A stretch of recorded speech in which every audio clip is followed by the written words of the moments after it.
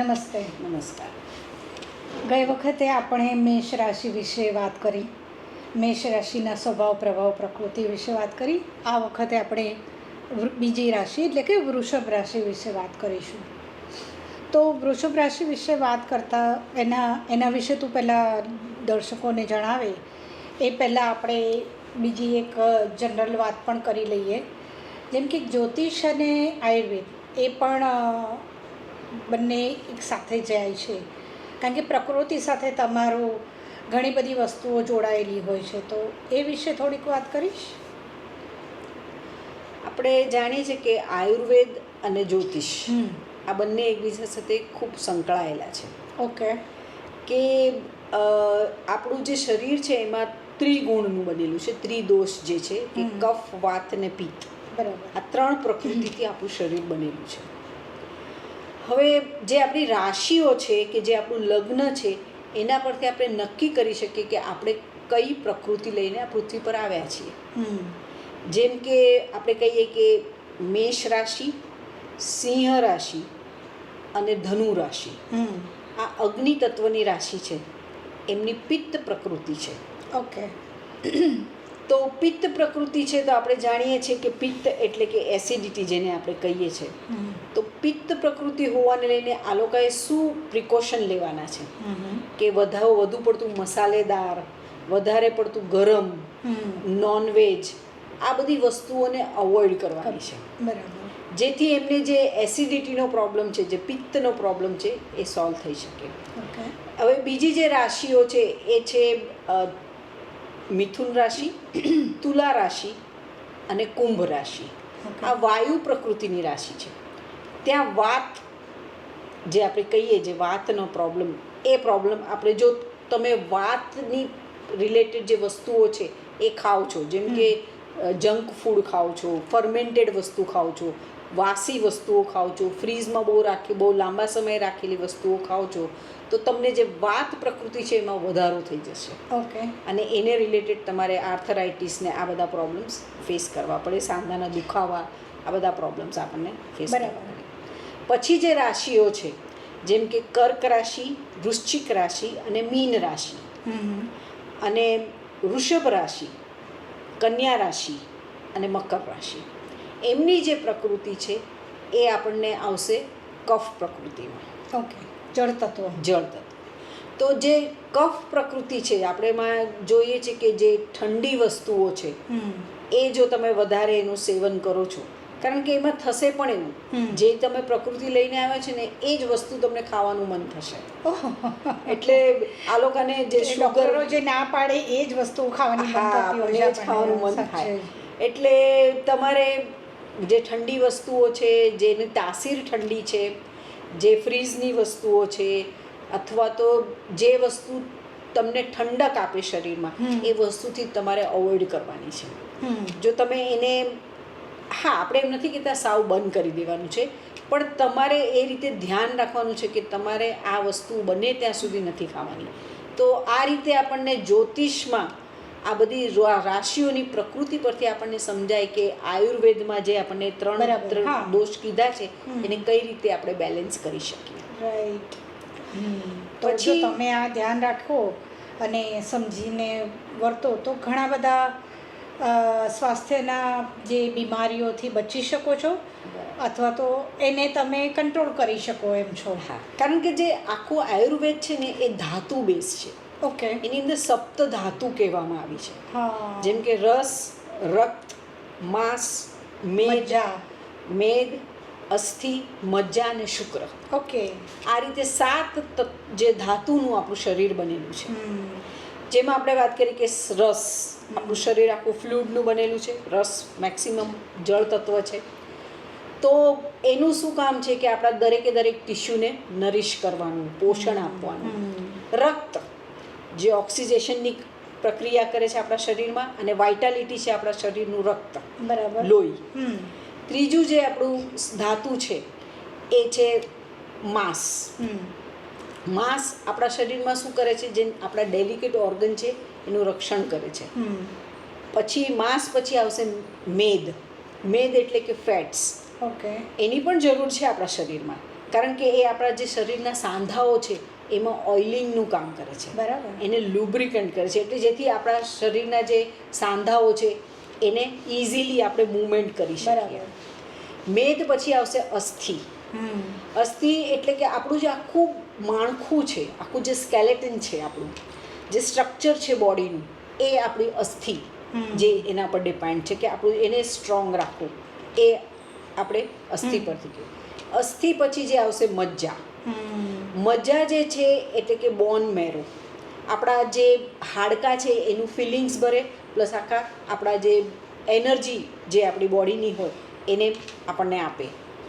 જે લાસ્ટ જે આપણું આઉટકમ છે એ છે શુક્ર, એટલે કે આપણા રિપ્રોડક્ટિવ જે સિસ્ટમ છે એને રિલેટેડ આપણા જે શુક્રાણુ છે, વીર્ય છે, એને આપણે શુક્ર કહે છે. એને ઓજસ પણ કહેવામાં આવે છે, કારણ કે તમે જોશો જે સંત મહાત્મા લોકો છે જે પોતાના શુક્રાણુઓને પ્રિઝર્વ કરે છે, જે એમના ચહેરા પર તમને એક ઓજસ દેખાશે, એ શુક્રને લીધે છે. કારણ કે આજે આપણે શુક્રની વાત કરવાના છીએ. તો આપણે જાણીએ છીએ કે આ જે સાતે સાત આપણા સપ્ત ધાતુ છે એને આપણે જેટલું સારું આપણા શરીરને ખોરાક આહાર આપશું એટલું, કારણ કે શું છે કે જેવું આપણે કોઈ પણ ખોરાક ખાશું એ પહેલાં રસમાં કન્વર્ટ થશે, પછી એમાં રક્ત, પછી માંસ, મેદ, અસ્થિ, મજ્જા, અને જે લાસ્ટ આઉટકમ છે જે મોસ્ટ રિફાઇન્ડ છે એ છે શુક્ર, આપણા સ્પોમ્સ. એટલે જે આપણા ડાયરેક્ટલી ફર્ટિલિટી સાથે ડિપેન્ડ કરે છે.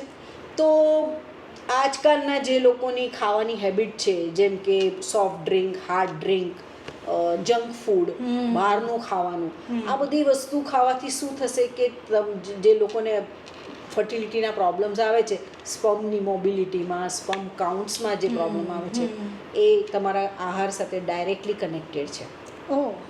એટલે આજે તો બહુ જ વધારે પ્રોબ્લેમ એ વધી ગયા છે ને લોકો IVF તરફ પણ વળી રહ્યા છે, અને જ્યોતિષીઓ પાસે પણ જાય છે કે ભાઈ અમને હવે બાળક ક્યારે થશે, કેમ નથી થતું. એટલે પહેલાં એ પ્રશ્નો હશે પણ કદાચ હવે વધી રહ્યા છે. પહેલાંના જે લાઈફ હતી બહુ સિમ્પલ હતી, ખાવા પીવાનું. આજકાલ જે એક્સપોઝર મળ્યું છે વેસ્ટર્ન કન્ટ્રીનું, જે બધાને અનુકરણ કરવા લાગ્યા છે, આ બધી જંક ફૂડ, બ્રેડ. પહેલાંના જમાનામાં કોણ બ્રેડ ખાતું હતું? આજે તો તમે દરેક જગ્યાએ જાઓ, દરેક વસ્તુમાં તમને બધે આ જ વસ્તુ જોવા મળે છે. એટલે એને લઈને આ તમારો આહાર એ બહુ મહત્વ. તો આપણે પેલા વૃષભ વિશે વાત કરીએ તો વૃષભ રાશિના સ્વભાવ, પ્રભાવ, પ્રકૃતિ, વૃષભ રાશિ કેવી રીતે ઓળખવી એની પણ વાત કરીએ. ચોક્કસ.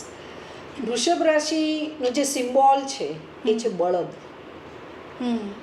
આ જે બળદ છે, આપણે જાણીએ છીએ કે બળદ એક સ્ટ્રોંગ એનિમલ છે અને હાર્ડવર્કિંગ છે. અને એના પેલા જે અક્ષરો છે એ બ, વ, ઉ છે. હા, બ, વ, ઉ. એટલે તમારી જો રાશિ જો રાશિ પરથી નામ હોય, હા, તો બ, વ, ઉ તમારી વૃષભ રાશિ, તો તમે વૃષભ રાશિના. બરાબર છે. તો જેમ મેં કીધું કે એનું જે સિમ્બોલ છે એ બળદ છે. બળદમાં ખૂબ તાકાત છે, એટલે હાર્ડવર્કિંગ છે આ લોકો, એમ આપણે કહી શકીએ. બરાબર. હવે બળદની બીજું જે ગુણ છે, જે ક્વોલિટી જે છે એ શું છે? દબાવીને ખાવાનું. જે ખાય ને તો ઓવર ઇટિંગ કરી, કેમ કે ભાવે ને એટલે બળદને તમે જોજો, બળદ ક્યારે પણ જેટલું ખાવા આપો ને બધું ખાઈ જાય. વૃષભવાળા પણ ખાવાના શોખીન છે, કારણ કે બોડી પાર્ટ લઈને જે આવે છે ને, ચહેરો અને ખાસ તો મોઢું, એટલે બોલવું પણ પસંદ છે ને ખાવું પણ પસંદ છે. એટલે વૃષભવાળાની વાણી પણ પરફેક્ટ સારી હોય કે? હા, એ લોકોની વાણી સૌમ્ય હોય, અને સારું પ્રભાવી વાણી હોય. તો જે આપણે કીધું કે જે બળદ છે દબાવીને ખાય, ખૂબ ખાવાના શોખીન છે, તો આ લોકો પણ ખાવાના શોખીન છે, ઓવર ઇટિંગ પણ કરે. જેને લઈને આપણે બળદને જોઈએ છે, એનો જે શેપ હોય, હિપ્સનો જે પાર્ટ છે બળદનો એ મોટો હોય. તો આ જો સ્ત્રીઓ તમે વૃષભ લગ્નની ઓબ્ઝર્વ કરશો ને, તો એમનો પણ હિપનો પાર્ટ તમને મોટો મળશે. કારણ કે એમને પણ આદત છે કઈ વસ્તુ વેસ્ટ ન થવી જોઈએ, જે વધી ઘટી હોય ઘરમાં ફેંકી દેવી પડશે એમ કરીને પણ ખાઈ જાય, એટલે ત્યાં છે. અને એ લોકોને વાતો કરવી પણ બહુ પસંદ છે. બીજું, આ જે છે રાશિ છે અને લગ્ન છે એ સ્થિર લગ્ન છે. થોડા આળસુ છે આ લોકો, ઓકે. ચરતાની અભાવ છે. એટલે તમે બળદને જોજો, એ જે ક્યારેક ખેતરમાં કામ કરે ને ત્યારે એનો જે ખેડૂત હોય ને એને એક સોટી રાખે હાથમાં, એને મારીને કામ કરાવે. તો આ લોકોને પણ થોડા પુશની જરૂર છે. Okay. ઘાણીનો ઓલો બળદ જે ફરતો હોય ને, જે તેલ કાઢતો હોય, એને પણ ગળામાં ઘંટડી બાંધે કે એ સૂઈ ઊભો ન રહી જાય, સૂઈ ન જાય, એટલે ઓલાને ખબર પડે, અને વચ્ચે વચ્ચે એને ટપકારતા રહેવું પડે, એટલે એ ચાલતો રહે. એટલે આ લોકોને પણ એવું જ છે, એ લોકોને લાઈફમાં પુશ કરતા રહેવું પડે, નહીતર બહુ આરામપ્રિય લોકો છે. બરાબર. સ્થિરતા છે ત્યાં, એ આપણે જોઈ શકીએ. પછી આપણે જોશું કે આ સ્ત્રીલિંગ છે, એમનું જે લિંગ છે એ સ્ત્રી છે. ઓકે. એટલે સ્ત્રીના જે ગુણ હોય, સૌમ્યતા, લજ્જા, પછી લાગણીશીલ, આ બધી વસ્તુઓ તમને એમનામાં જોવા મળશે. ને કામઢા પણ ખરા. હા, વર્કોલિક પણ. બરાબર. અને એ સ્ત્રીના જે ગુણ છે એ આપણે જોઈ શકશું. એમનો જે સ્વભાવ છે એ સ્થિર સ્વભાવ છે. હવે જેમ આપણે વાત કરી હતી બોડી પાર્ટની, મેષમાં આપણે શું કીધું હતું? મેષ એટલે આપણું હેડ છે, આપણું માથું છે. તો જે વૃષભ છે એ આપણો ચહેરો છે, અને સ્પેશિયલી આપણું મોઢું છે. ઓકે. એટલે આ લોકોને વાતો કરવી પણ બહુ પસંદ છે, એટલે સોશિયલાઇઝ બહુ થવું ગમે, લોકોને હળવું મળવું, લોકો સાથે નેટવર્કિંગ વધારવું, એ વૃષભવાળાને પસંદ છે. ઓકે. અને પોતાના ચહેરા માટે પણ ખૂબ સજાગ છે એ લોકો. ઓકે. ખાવા પીવાની હેબિટ. અને શુક્રના પેલા જાતક એટલે દેખાવડા પણ હોય. હા, તમને એમાં શુક્રને લઈને એક દેખાવ પણ એમના સારો હોઈ શકે. સારો હોય. એટલે આપણે એમ કહી શકીએ કે આ જે વ્યક્તિઓ છે એ લોકો જેમ કીધું કે ખાવાના શોખીન છે, એટલે ઘણીવાર ઓબેસ્ડ હોય બોડીથી, પણ એ લોકોને એની બહુ પરવા નથી. ચહેરો સુંદર લાગવો જોઈએ, પછી બોડી ભલે ગમે એટલું તમારું શેપલેસ હોય એનો એ લોકોને પ્રોબ્લેમ નથી. પણ પોતાના ચહેરા માટે બહુ ધ્યાન રાખશે કે ચહેરા માટે ક્રીમ લગાડશે, ફેશિયલ કરાવશે, એની માટે હંમેશા કોન્શિયસ રહેશે. તો આ રીતે એનો બોડી પાર્ટ આપણે જોયો, એનું લિંગ જોયું, એનો સ્વભાવ સ્થિર સ્વભાવ છે. તો સ્થિર સ્વભાવ છે એટલે વિચારોમાં સ્થિરતા છે, મક્કમતા છે, દ્રઢતા છે. તો ઘણીવાર ફ્લેક્ઝિબિલિટીનો અભાવ પણ છે, એટલે આપણે ઘણીવાર સ્ટ્રોંગ, સ્ટબન લાગે, જિદ્દી પણ લાગે, અમુક વાતમાં જિદ્દી લાગે. જિદ્દી એ જીદ એને લીધે ક્યારેક એ તકલીફ પણ ઊભી થઈ શકે, એટલે ફેરફાર ન કરે પોતાના વિચારો. હા, એટલે બીજા સાથે મતભેદો પણ વધી જાય. કે સ્થિરતા છે.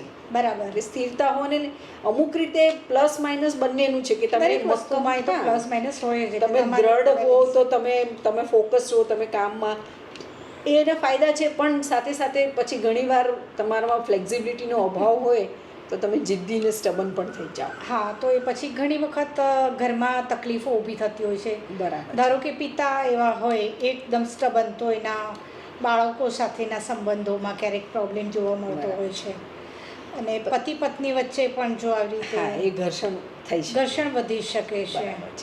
હવે વૃષભવાળા જે છે એ લોકોનું જે ત્રિકોણ જે આવે મોરાલિટીનું, એ આવશે અર્થ ત્રિકોણ. ઓકે. તો આ લોકોનું ઇન્ક્લિનેશન ટુવર્ડ્સ મની, પૈસા જોઈએ. કારણ કે આ જે રાશિ છે એનું તત્વ પૃથ્વી તત્વ છે. પૃથ્વીનું જે સ્વભાવ છે એ શું છે? સંવર્ધન ને સંગઠન.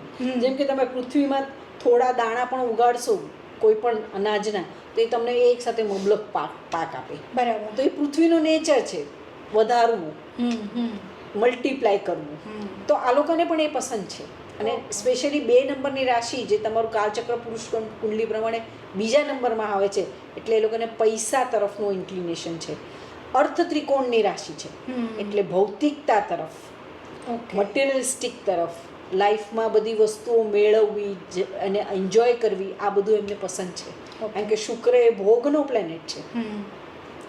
અને મોરાલિટીમાં આપણે કીધું એમનું જે ત્રિકોણ છે અર્થ ત્રિકોણ છે. એ લોકોનું જે વર્ણ છે એ વૈશ્ય વર્ણ છે. વૈશ્ય વર્ણ છે એટલે વેપારી બુદ્ધિ છે. વેપારીઓને કઈ રીતે પ્રોફિટ બનાવવો, કઈ રીતે આગળ વધવું, એ બધું આવડે છે. એટલે વ્યવહારિક એમ પણ કહી શકાય ને. હા, એ લોકો વ્યવહાર હોય એકદમ. વૈશ્ય વર્ણને લઈને એ લોકો ધંધો કરી જાણે. પૈસા કેવી રીતે બનાવવા એ વૃષભવાળાને સારા રીતે આવડતું હોય. તમારી જો કોઈ કંપની હોય એમાં તમારે ફાઇનાન્સ કંટ્રોલર કે ફાઇનાન્સ એડવાઇઝર રાખવો હોય તો વૃષભવાળાને રાખી શકો. તમારો બરાબર હિસાબ રાખશે. એ રીતે તમે જોઈ શકો. હા. પછી એમનો વૃષભ રાશિ છે, એનો જે ગુણ છે એ સત્વ ગુણ છે. એટલે સારા વિચારોના છે, સત્ય તરફ ચાલનારા છે, એ આપણને હંમેશા જોવા મળશે. અને એટલે કોઈને ખોટા નડે તો નહીં. ના ના, હા, રજસ પ્રકૃતિ છે. પ્રકૃતિ અહીંયા રજસ પ્રકૃતિ તમને મળશે વૃષભ. હા, પણ તે સત્વગુણની વાત કરી. સત્વગુણ છે પણ એ એના શુક્રને લીધે. ઓકે.